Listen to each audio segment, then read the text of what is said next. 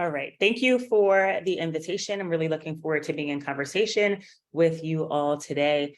As Dr. Johnson stated, my name is Dr. Ericka Weathers. I'm an assistant professor at the University of Pennsylvania. And today I'm going to talk to you a little bit about some of the work that we did for the special issue in Peabody that Dr. Johnson just described, titled Absence Unexcused, a Systematic Review on Truancy. This work was done in collaboration with my former students, Karen Babs-Hollett, Dr. Zoe Mandel, and Christine Rickard. Before I share insights from our manuscript, I want to provide a brief overview of some school attendance concepts, particularly because what I found is that school attendance concepts are often used interchangeably in research, policy, and practice, even though they can have slightly different meanings. So there's absenteeism, which is defined as not attending school for any reason and represents sort of the broadest category of absences. So it includes both excused absences, so things like, having a doctor's note because you had a doctor's appointment, or unexcused absences. There's truancy, which is the law defines that as sort of the unlawful or unexcused absence from school, and it's one form of absenteeism. And then there's chronic absenteeism and habitual truancy, which represent more severe forms of absenteeism and truancy, respectively.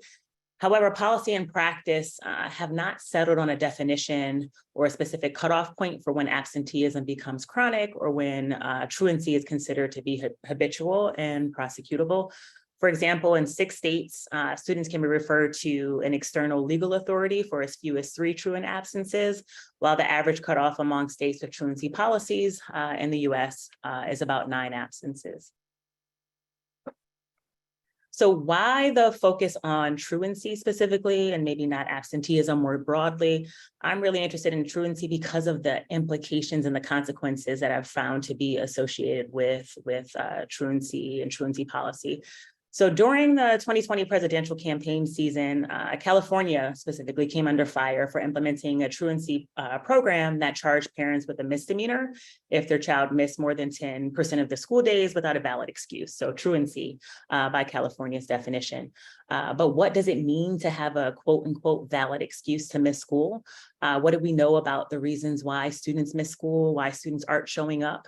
And furthermore, it made me wonder what happens elsewhere in other states, particularly in Pennsylvania, which is where I lived. I've lived here for the past 5 years now. And so just really thinking about what's happening in the communities in which I'm sort of present in and working with.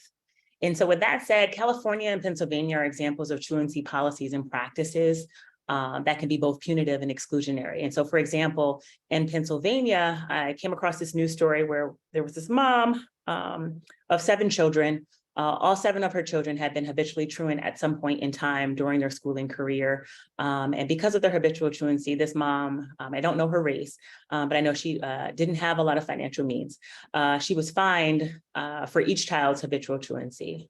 Those fines dated back to like 1999, I think, but she couldn't afford to pay those fines. And as such, she was sentenced to 48 hours in jail as restitution for the habitual truancy fines. She ended up dying in jail. And that's not to say that, going to jail is the cause of her death, but what I really wanted to highlight and what really kind of got me going with this is, what does it mean for a state to have a policy that says, students must come to school and this is how many days they need to be present, or this is how many days we can allow absences, but at the same time, that same state law will say, hey, we can abruptly displace students from their parents and their guardians so they can go serve a jail sentence for their unexcused absence, right? What does that mean for students' attendance? What does that mean for their meaningful engagement in the classroom and in school? And then what does it mean to now be children whose parent is now deceased, right? So those are the things that I've been thinking a lot about. And so California and Pennsylvania are examples of 2 states that have truancy policies and practices that, again, can be both punitive and exclusionary. And the responses to habitual truancy, from what I'm learning, is that are often dispensed with the same kind of subjectivity that has created severe racial disparities in other areas of school discipline, whereby Black students are suspended and expelled at disproportionately higher rates than students of other races and ethnicities, even for committing the same quote unquote behavioral infractions. And evidence shows that these disparities start as early as preschool. And so because the number of absences needed to be classified as habitually truant varies considerably across states and districts, students may experience the consequences of habitual truancy differently. So taking stock of the knowledge base around truancy policies and truancy practices, or the implementation of truancy policies as a potential sort of correlate of the school to prison pipeline, is paramount to improving outcomes for Black students. And it is what motivated the systematic review.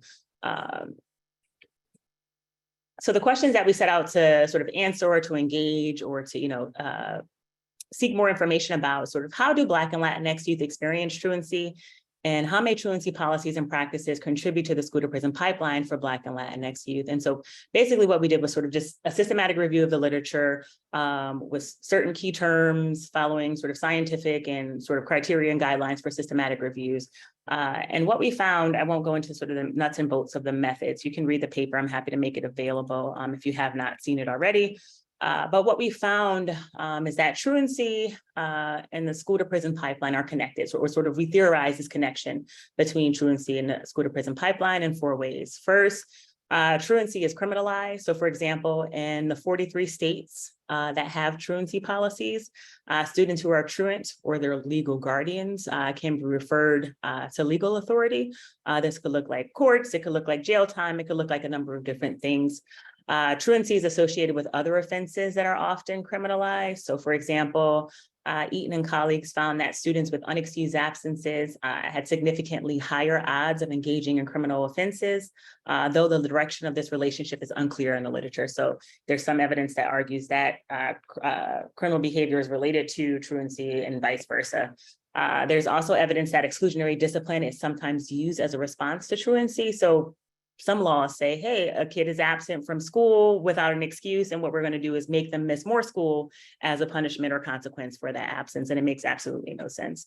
And then lastly, state and local attendance policies, even those that aren't directly related to truancy, may increase students' risk of experiencing truancy. So for example, in Georgia and in Wisconsin, they allow for the taking away of students' driver's licenses as a penalty for chronic absenteeism, which seems counterproductive, given that access to reliable transportation is related to school attendance. So just thinking about the ways that sort of education as an institution and other social institutions are, criminalizing and punishing youth for missing school, and sort of really centers the problem of truancy with the student and not on sort of more macro level factors that might better help to explain why students aren't showing up to school. So just a quick summary of our findings across the literature that we reviewed. We found that Black and Latinx students more likely to experience truancy than white students. Truancy is adversely connected to academic, health, and legal outcomes, and those connections increase students' likelihood of interacting with the legal system. And then that we found evidence that student and family factors, students' perceptions of safety, school factors, and the influence of and relationship with peers were all found to be predictors of truancy. However, a lot of the strategies that were implemented to reduce and prevent truancy do not tend to address these factors. They tend to focus on factors that tend to paint truancy as an act of deviance. So just a couple of implications before I turn it over. So there's limitations on data availability and discrepancies over definitions and cutoff points for determining truancy across state level policies. So that really made it hard to find studies that actually studied legal definitions of truancy and the consequences of those legal definitions of truancy. A limitation of the systematic review is that most studies we explored did not use measures of truancy or habitual truancy as defined by states, but rather operationalized truancy in terms of unexcused absences or use self-report measures of skipping school. And while these are also very valid points of information, they don't have implications legally for what schools are doing or how schools are classifying students who are missing school without a quote unquote excuse. And then lastly, what we found was sort of a lot of deficit-based language used in research, policy, and practice to describe students experiencing truancy, and sort of a more focus on individual factors instead of macro, more institutional factors that play a role in student attendance. And I'll turn it over from here, but towards the end, I'd love to talk a little bit about sort of research recommendations that extend beyond just thinking about truancy policy, but thinking about policies more generally, because oftentimes society tries to paint policy as race neutral, and we know that is not the case. And so I'd be happy to talk about coming up with like research ideas around education policy topics. Thank you. Thank you so much, Dr. Weathers. And for those of you who are in the audience and students who are sort of thinking about research questions that sort of connect to the work that the authors are presenting, feel free to drop some of those questions in the chat and we'll make time at the end for Q&A.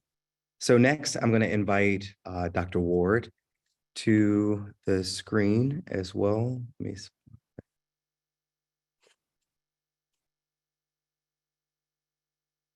Dr. Ward is an assistant professor of higher education at Penn State University, where she's also associate director of the Center for the Study of Higher Education. And as of July 1, she will be a tenured associate professor at Penn State. Dr. Ward's research agenda critically analyzes higher education legal issues, including race-conscious admissions, free speech, and academic freedom.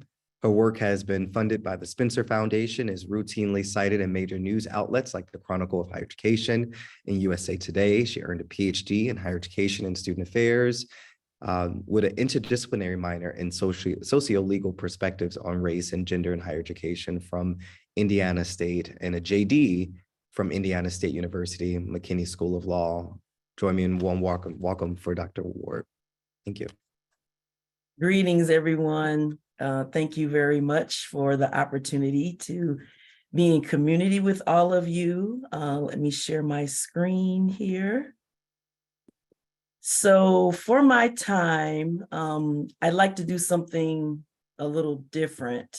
While I am going to talk about my contribution to the special issue, I'm really going to more so focus on how I came to this project, as well as how I come to other projects, because I'm always excited to talk with graduate students. In hindsight, I wish I had spent more time being thoughtful about conducting research. And so it's really something, whenever I get the opportunity to be in community with graduate students, I always like to talk about my process and, as much as possible, try to demystify this whole notion of how to do scholarship. So it was really a pleasure to be invited to the project on race, education, and carceral state. And normally when I'm invited to a project, or even when I'm thinking about doing work, because I consider myself to be a Black feminist, critical qualitative scholar, I really want to do work that's dignity affirming, whether I'm in community with participants planning to share out what I learned from them, or if I'm doing some sort of document analysis, which I tend to do, because as Dr. Johnson mentioned, which Dr. Johnson, I'm gonna get you said Indiana State. I earned my degrees from Indiana University, my law degree and my PhD, but shout out to Dr. Mary Howard Hamilton at Indiana State, which is a great institution. So whenever I'm thinking about projects, I'm thinking about and knowing that they're going to be critical and interdisciplinary. And so these are some of the self-reflective questions that I use, and I would invite you all to be thoughtful in those ways too. Number one, why am I interested in this project? And so if you have decided that, especially if you want to take a critical perspective around thinking about race, education, and carceral state, then I would hope that you've been engaged in the scholarship. Perhaps you've been in conversation with other scholars who do the work, so you can start to really move beyond just having an interest, but really think about how you're going to enter the conversation around the topic. Something else that I think about is this project, will I have to compromise my ethics around research for this project? I am very committed in dignity affirming, harm-free research as much as possible. And I know that's oxymoronic, because research at its core is a colonial project. It is about the belief that someone knows something and is going somewhere to extract and take information. And so for me, knowing that at the core, that's the essence of research, I'm first asking myself, can I be my authentic self in what I plan to do? And of course, with this project, that was affirmed at the onset by Drs. Johnson and Davis. And if you look at their work, you know that the type of perspectives and the ways in which we're all thinking about race and specifically higher education, there would be an alignment with this project coming together. And then the third question I typically ask myself, how have I been thinking about this topic in ways that I'm ready to contribute to the project? So it really worked out for me in a lot of ways. And I was excited about the project because I had been thinking about specifically Black women's experiences. But before I specifically want to talk about the scholars who helped me be really thoughtful about the project, I just want to say in general, whenever I'm thinking about Black women's experiences in higher education, these are just some of the scholars who I turn to help me to be thoughtful. Some of them you may recognize, others you may not. You probably maybe instantly recognize law professor Kimberly Crenshaw, who's one of the early progenitors of critical race theory and is known for naming intersectionality and bringing it into the academic context. You possibly see Pauli Murray, genderqueer, lawyer, poet, Episcopalian priest, who like from the very onset had a critical perspective around law. Patricia Hill Collins, who's a well-known sociologist, especially in academia for her contribution of Black feminist thought. So pretty much the women who are here, they are intellectual thinkers in disciplines of law, philosophy, and sociology. And just one of the main themes that brings them all together is they do bring a critical perspective to those areas. And so that's how any project that I'm coming to, I'm situated with their work in mind and helping me to think about projects. So for this particular paper that I wrote for this project, I engaged with theories from Dr. Dotson, the Black woman who appears on the left side of the screen, who is a philosopher at Michigan State University. And then the other two scholars, Dr. Lori Patton Davis and Dr. Nadrea Njuko, they are higher education scholars. You might already be familiar with some of their work. But I felt like for this project, theories that they had presented to us would help me to be thoughtful about this project. So the name of the article that I wrote is Disrupting Carceral Logics Within U.S. Higher Education, Black Women's Lawsuits as Resistance to Institution-Sanctioned Violence. And so for me, I'm invested in doing a critical analysis around legal issues, which Dr. Johnson named them. So usually when I'm working on a project, I am looking at legal artifacts, and specifically for this project, I looked at lawsuits. And I'm happy to talk with people about what it means to look at maybe quote unquote non-traditional types of artifacts to help you in your work. So I engaged two theoretical frameworks, and I'm going to move quickly because I want us to have plenty of time to hear from Dr. Winn, and then of course to open up and have an opportunity to be in conversation with all of you. So I used two theoretical frameworks. One, institution-sanctioned violence. Dr. Patton and Dr. Njuko wrote an article in 2019 where they laid this theory out. They offered 6 different categories, and with each one of those, they talked about various experiences of Black women that specifically they viewed as a demonstration of violence by shame, violence by invalidation, violence by degradation, violence by force, violence by control, and violence by denial. And then I also engaged epistemic violence by Dr. Christy Dotson. She wrote, the name of the article is escaping me right now, but it's a 2011 article. And she is influenced by the work of Dr. Patricia Hill Collins. So of course, engaging with her way of thinking about how Black people and specifically Black women experience this phenomenon called testimonial oppression. And it can happen in 2 ways: by Black women feeling as though they can't speak their full truth because the audience doesn't recognize them as someone who can speak truth. And then in other instances, under the guise of smothering, is where Black people, and specifically for my project, Black women may choose not to tell their story because they understand that they will not be heard and understood. So in addition to using and engaging the thoughts of Black women intellectual thinkers to help me take a perspective on this project, I also engaged with intersectionality methodology, which was coined by these Black women you see here on the slide.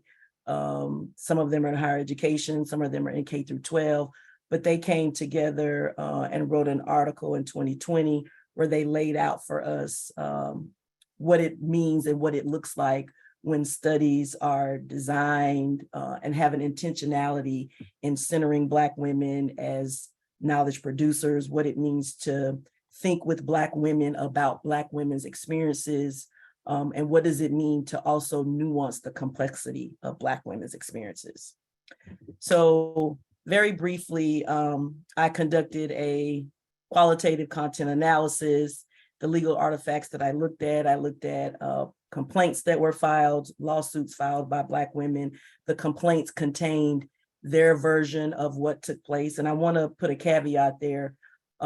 There's a page limit on complaints. And so when you read those or encounter those, they are not likely in telling all of the stories or the experiences that people want to share. If there were institutional responses to the Black women's lawsuits, I read those. I also read any sort of available evidence that was presented if a case went to trial. So for example, in the one case where the Black woman at Virginia State University had filed the lawsuit, and she was a part of a project for the institution to study discrepancies around gender pay equity, there was an expert witness who was involved. And so I read that person's report. And then in any of the cases where there are court decisions, I read those. And so what I did is I engaged with the scholarship and those theories to help me identify findings that I then mapped on to the institution-sanctioned violence categories from Patton and JUCO. And one of the things that I attempted to do, and I think it's important whenever you're doing scholarship, is to keep important what's the focus. So of course, my arguments, at least I did my best to convey that carceral logics are normalized through institution-sanctioned violence. And I also, and I would say to all of you, and Dr. Weathers alluded to this as well, is for us to be thinking about how do we do less positioning of individual responsibility for experiences and to hold institutions and systems accountable for having structures and policies or lack thereof in place so that people do have dignity depriving experiences. And so one of the statements that I make in my paper is that in response to this institution sanctioned violence, Black women, they resist, they speak back, and they put name to educational injustices. And I do have a slide here in terms of future research, so I'll just share it really quickly. And like Dr. Weathers, I'd love to entertain questions and be a thought partner with attendees about what they're thinking, especially around this topic. Continue to explore how Black women's experiences across roles in U.S. higher education, what they tell us, how those experiences demonstrate carceral logics, surveillance, control, punishment. We need to be intentional to engage in dignity affirming projects, whether they're empirical and or conceptual. Seek out theories beyond education that help your critical thinking. You know, I dabbled over in philosophy and found Dr. Dotson's work to be very beneficial. And then locate other scholars who share your interests in this area and cultivate relationships. Dr. Weathers and Dr. Johnson, we all used to work together at Penn State, and we would often have conversations about our scholarship. And so this project was a great opportunity for us to do some work together. So thank you all, and I'll stop here. Thank you so much, Dr. Ward from Indiana University, not Indiana State University. I should know this.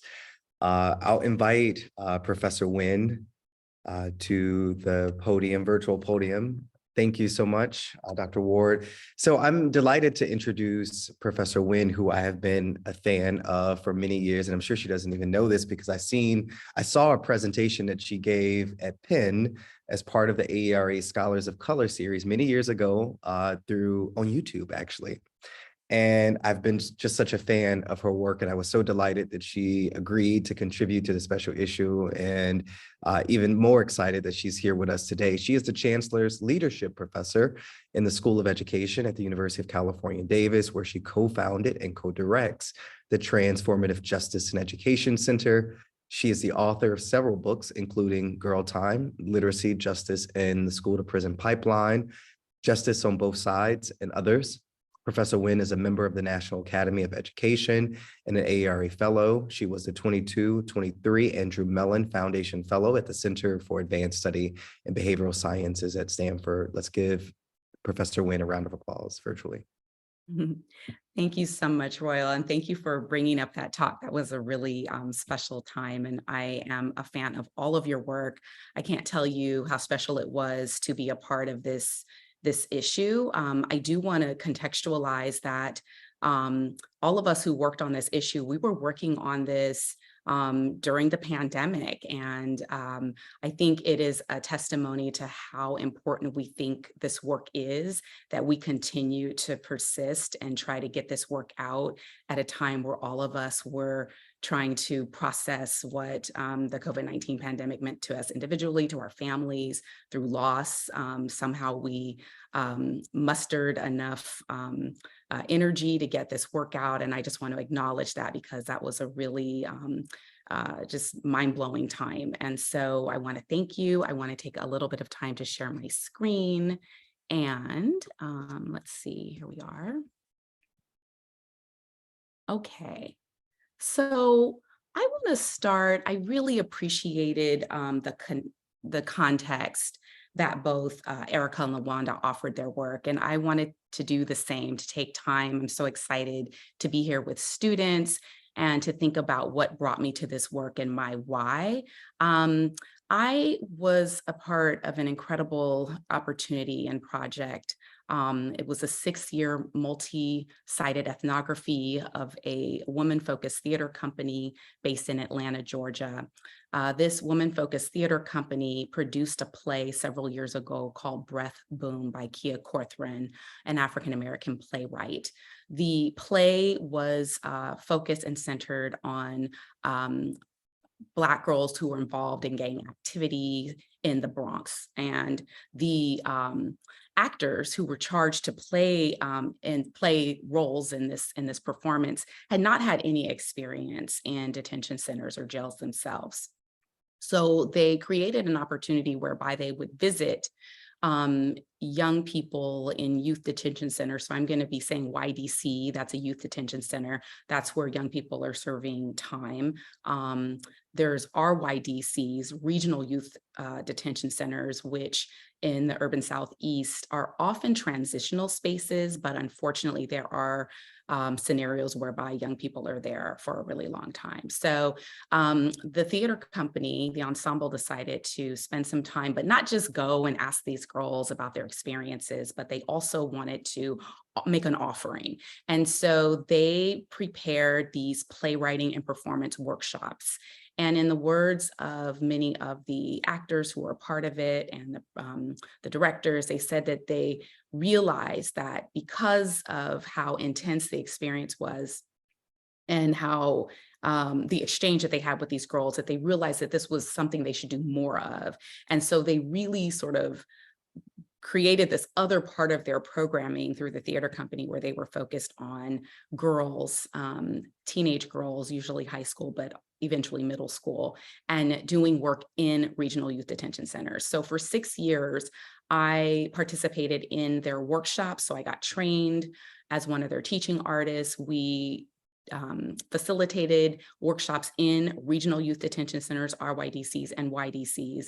And then for girls who were released from detention centers, we were able to host a summer program. Some of you may or may not know this, but summer programming for children is usually very expensive. Theater programs can be thousands of dollars. So we hosted free theater workshops, and the girls actually performed the plays that were written by their incarcerated peers, or some of the girls who had written while they were incarcerated actually got to act and stage and be a part of their own plays. So that was an incredible opportunity. So my work really keeps these girls and my experiences with them center, Nia, Gabrielle, Lisa, and Cree. And one of the things that I learned in my work is how important it is for our questions to change. So many people during that time were framing the problems of carcerality, particularly around youth and justice. And so we knew what the problems were, but we weren't necessarily thinking about what some of our responses might be. And so I really started to think about moving away from the what works, which is a big part of education research. Everybody wants to end with implications and what works, and we don't always know what works. But one of the questions that I think we have to ask is, what is the work? Another question that has to change, and I love that LaWanda really alluded to this, we focus so much on the individual. So I'm thinking about Raina Fraden's work here on Imagining Medea, Rodessa Jones' work with Theater for Incarcerated Women, where she says so often, especially when it comes to women who are justice involved, we're wondering what is her problem, and we have to move away from wondering in our curiosities and thinking about what is her problem and think about what is our bigger collective issue. And so one of the questions that I started to ask the girls who are part of this work was, what has to change in this world around us to create the teaching and learning environments that you need where you can thrive? Because so many of these girls had adapted and adopted to what I call incarceration discourse. So I'm the person who's in trouble. I'm the one who created this situation for myself, and I'm going to figure out how to get out of it. But they could always name what the problem was, but not always name what it was that they needed so that they could live the kind of life that they desire and deserved. So in that spirit, I've really been thinking about what is the kind of mindset work that we might work on in communities of practice, not just schools, but all different kinds of spaces in which stakeholders are making decisions that impact Black and Brown futures, whether it be the future of children or their families. And I conceptualize these 4 pedagogical stances that I argue are really important for paradigm shifting toward a restorative and transformative justice mindset. And I will go into definitions of restorative and transformative justice soon. These 4 pedagogical stances are history matters, race matters, justice matters, and language matters. And initially, I conceptualized them as these nested circles.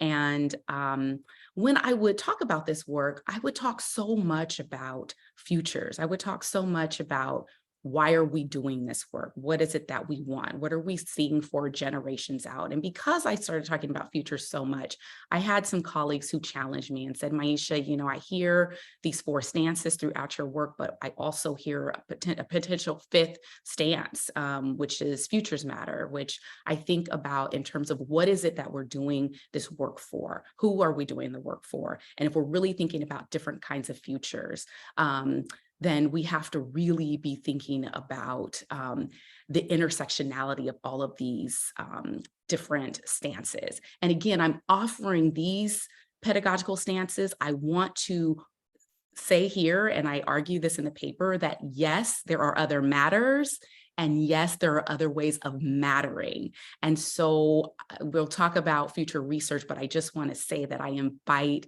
scholars, especially emerging scholars, to take up these stances, to include and add other stances.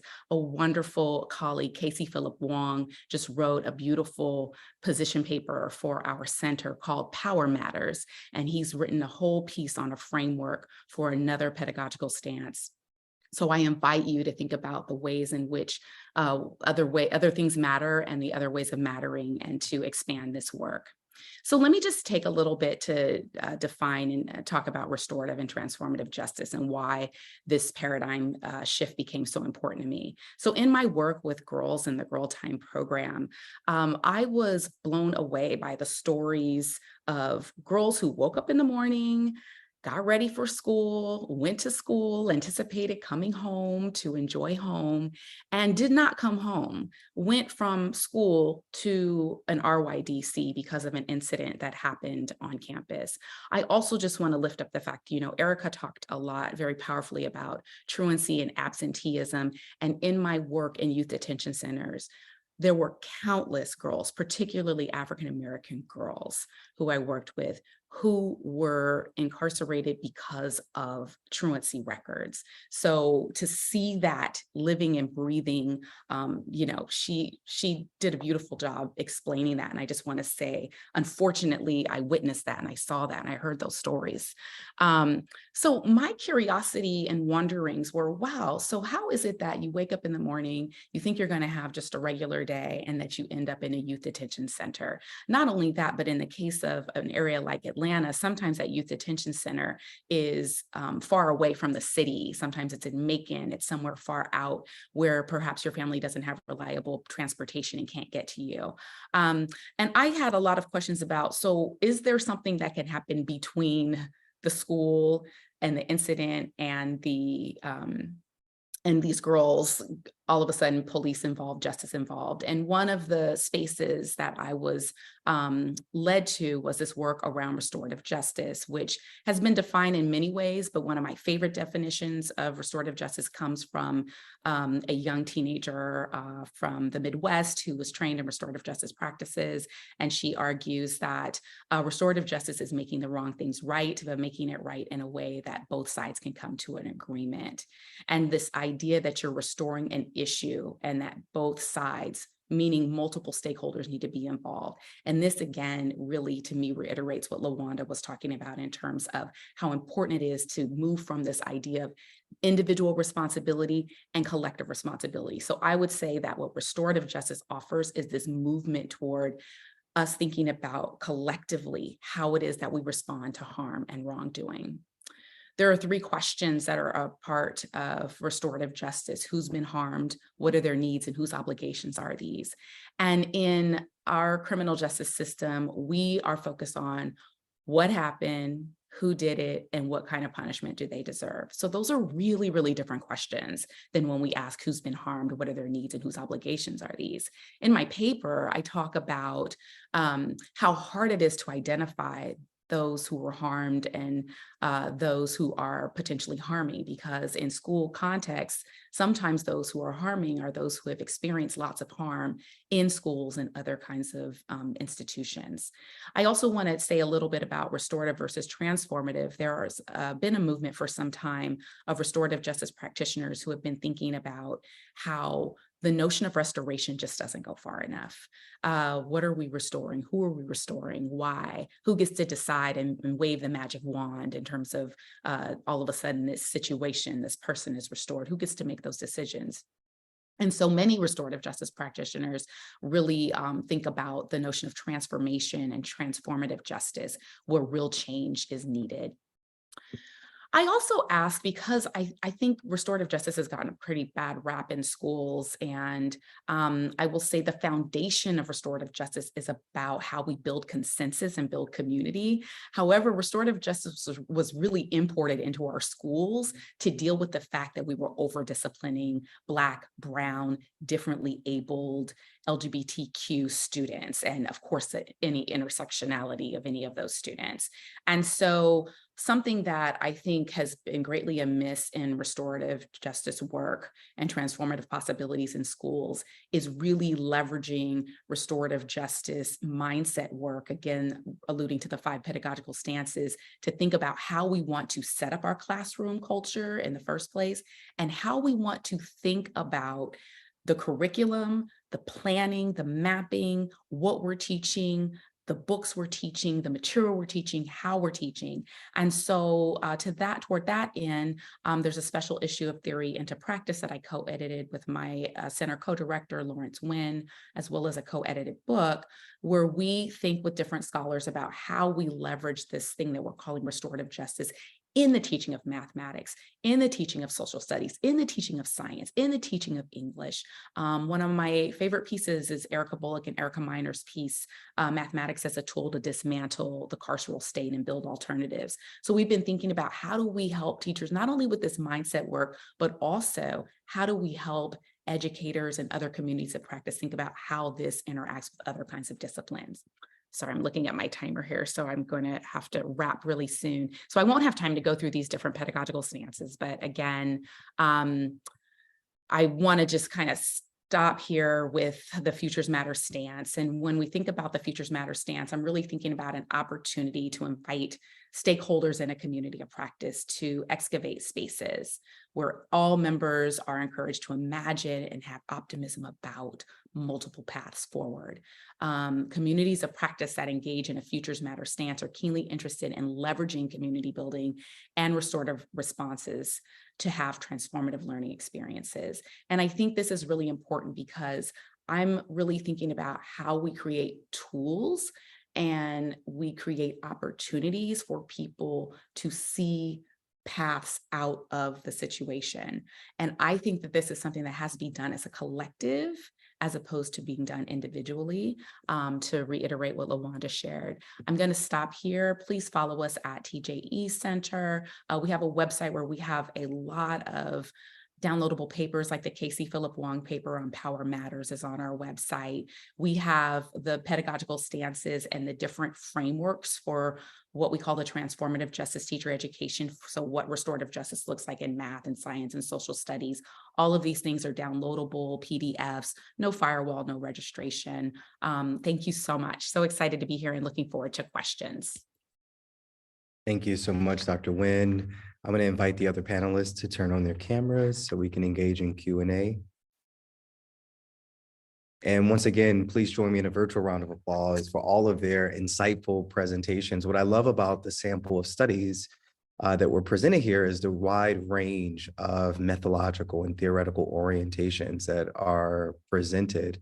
So for the students in this session, you can see that there's no singular way to do this work.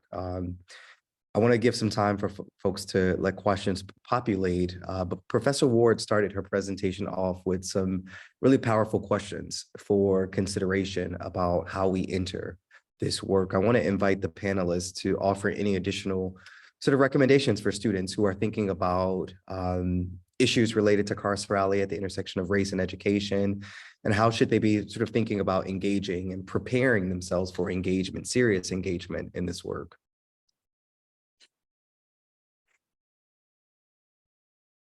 Sure, I can jump in. So I come from this as a education policy scholar, particularly K-12 policy scholar. So I tend to center education policy or social policy, but I believe social policy is education policy. But critically reading and interrogating education policies, right? I know I focused on truancy, right? Truancy is not the only policy. There's school discipline, there's other forms of attendance, there's school officers, there's all sorts of things, right? And so how can we just sort of, what are you interested in and how do you question how policies are written and then how they're implemented and how this implementation either help or harm student groups that you're interested in. I'm particularly interested in how policies help or harm Black students, right? And so asking questions about these policies, whether that be through looking at administrative data sets or speaking directly to students and families who are actually experiencing the implementation of these policies. So like one thing I'm really excited about is kicking off some work that I hope will happen is where I, take off my hat as solely a quantitative researcher and do more mixed methods work. I did mixed methods work prior to PhD, but I haven't done it in a long time. But actually sitting with students and families who are being impacted directly by the policies, who are experiencing the interventions, who are, sort of being exposed to or interacting with the legal system. So basically I'm just saying is, what are you interested in? What does the policy say? And what is it not saying, right? Because so much of what it's not saying is what is likely causing harm to the student groups that you're interested in.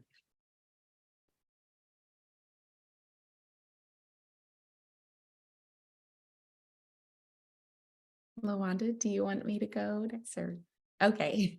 Thank you so much for that, Ericka. I would say everything that Ericka said, and I would add that reading widely outside of your discipline is so important. I cannot say enough about reading.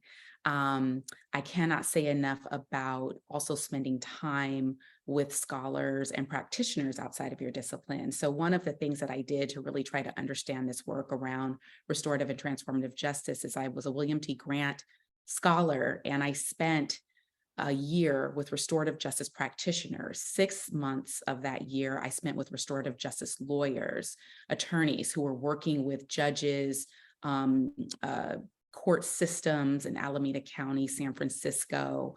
I was pushed way out of my comfort zone in powerful ways. And I wanted to try to understand what this thing was called restorative justice, if it kept all of its integrity, not as it is imported into schools, but what did it originally mean, and how does it show up in criminal and juvenile justice systems with systems changers? And then I spent the other 6 months with restorative justice practitioners in schools, trying to learn what their challenges were, how were they trying to translate this thing called restorative and transformative justice in the school setting. And that was a really powerful time. And I want to say that during that time, you have to rethink what productivity means, because when you are retooling in that way, it means that you have to say no to something. So that was a time period for me to be fully immersed in this work and this experience. I wanted to think like these attorneys. I wanted to think like these school practitioners, and I wanted to really be with them and kind of bubble myself. And you have to set up opportunities like that for yourself. If you decide that you're going to stay in the academy and be a scholar, sometimes you have to retool. I often talk about myself as an ethnographer by training, but I'm a historian by necessity. So another key part of my work is historicizing the lives of the people who I work with.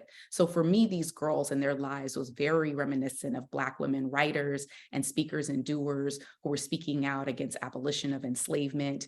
They were reviled in similar ways, like the people's reaction to incarcerated Black girls and women, and people's reaction to Black women who dare to speak up and get on a stage and talk about the problems of enslavement. They were very similar. And so I have a lot of work around historicizing these girls' lives, but also I think a lot about Black institution builders during the Black Power and Black arts movements and the schools that they created, and how this notion of discipline is really different than the way we conceptualize discipline in schools. As a matter of fact, they don't talk about disciplining children. They talk about cultivating self-discipline.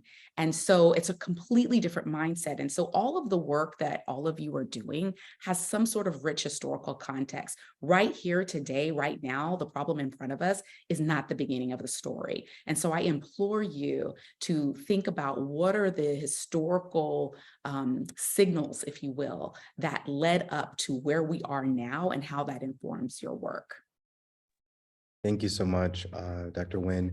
You know, it is intellectually irresponsible not to be deeply engaged in other disciplines and fields, especially if you're in education, where we are inherently an interdisciplinary field, right? We're an amalgamation of other disciplines. And so notions of carcerality, punishment, discipline take on different meanings in sociology and criminology. And so really having a firm foot in those fields is necessary. Professor Ward, there was a question that came up during your presentation about how you defined resistance, and were there any specific scholars you named that have helped you conceptualize this? Thank you for that question. You know, ironically, at the time when I used the concept of resist, I wasn't necessarily thinking of a particular Black woman intellectual or any academic. But since that time, I have been more thoughtful about engaging work of critical scholars who are defining resistance, who are inviting us to think about this concept. And a person, of course, who comes to mind, my colleague now, is Dr. Wilson Okello, who has been writing about resistance. And so when I think about Black women and the concept of resistance,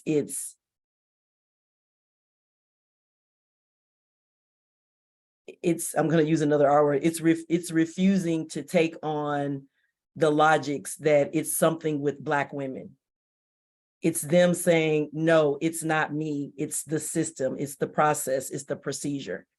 Because again, it's connected to the epistemic injustice I think that Black women experience. We have not been known as, number one, knowledge producers, and we're definitely not known as quote unquote truth tellers, whether it's about our own experiences or something else. And so while the legal system is very flawed, very, very flawed, let me be clear about that, I think there's been braveness with Black women who have engaged it as a tool to say, I was done wrong in an educational setting, and I'm going to go and tell people this is what happened to me, and I'm going to demand redress. And so part of that resistance is to say, no, you're not going to gaslight me and make me feel like I did something wrong in the process. It was something that was done to me. Thank you for sharing that. There's another question in the chat. For graduate students trying to find their voice and confidence as they develop as scholars, what advice do you have for them?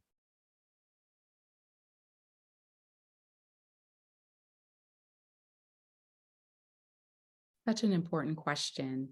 I think distributed mentorship is so important.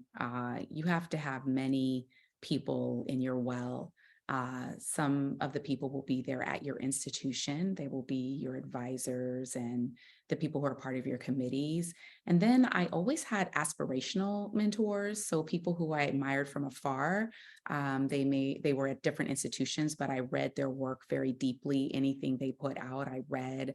I paid attention to their talks. I made sure when I went to academic conferences, I went to hear them speak and learn anything that they knew, and also read their bibliographies. So what are they reading? Who's influencing them? And then, of course, I think it's important to create your, networks outside. But I don't mean just running up to get to know everybody, but I think it's important to have like an involved, in-depth relationship with other scholars who are outside of your institution. And I also want to say something about the fact that that is a two-way street. Like I used to thank my mentors all the time. When I was an assistant professor at Emory University, which was my first tenure track job, I was very lucky. Vanessa Siddle Walker and Jackie Jordan Irvine were senior, very decorated scholars, endowed chairs. And for me to start as an assistant professor, where I had these two incredible women who were there to mentor me, was so amazing. And I would thank them all the time. And they would say, no, don't thank me, because actually you give something to me too. This is a two-way street. And that never left me, because I feel like sometimes there are these moments where people want a lot from you, but aren't necessarily bringing something back. And I would offer to you that this two-way street of being like, you are as much of an inspiration, believe it or not, as any professor, faculty, someone who's already established can be. You inspire people to ask different kinds of questions. You inspire us to push ourselves, to think about new concepts, ideas, new discourses. And so I just think that that's so important to think about that two-way street of mentoring, distributed mentoring, because people are really busy and stretched, and you want to make sure you have multiple people you can go to. And then also those aspirational mentors, people who you may connect with later on, but you're paying close attention to their work.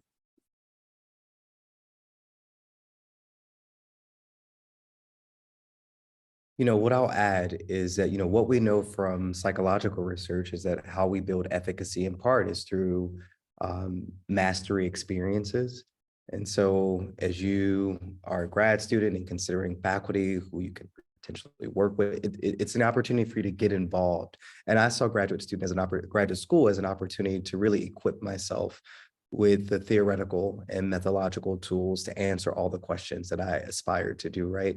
So take the classes that you would otherwise shy away from. Don't be afraid to engage topics and content areas that are beyond your sort of comfort zone and interest at this time, because what you also know is that, as you take different classes, as you get different experience, as the world changes, your research questions evolve, right? And so what I feel good about as a scholar is that I have the tools to answer the questions that are most important to me. And if I don't, I know how to get connected. I know how to learn. I know how to get connected to the people who do.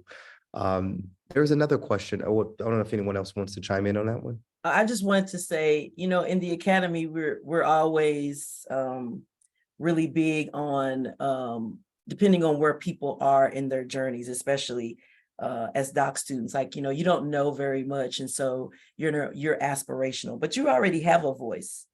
It's just this what Dr. Winn and Dr. Johnson talked about. You just now need to have an academic voice, and you develop that by reading broadly, being in conversations, but you already have voice. It's just in the academy, there's an expectation that that voice has scholarship that you can articulate to help you say the things that you already know. None of us came to the academy or higher ed as empty vessels. We've all had lived experiences, which has influenced the way we already think about these topics. And so the academy, the culture is so that what's the scholarship? What's the evidence? What's the persuasive claims that you can make? And we know to be able to make persuasive claims, we have to be able to tap into scholarship that helps us to do that. So I just wanted to say, you already have voice. It's more so developing an academic voice.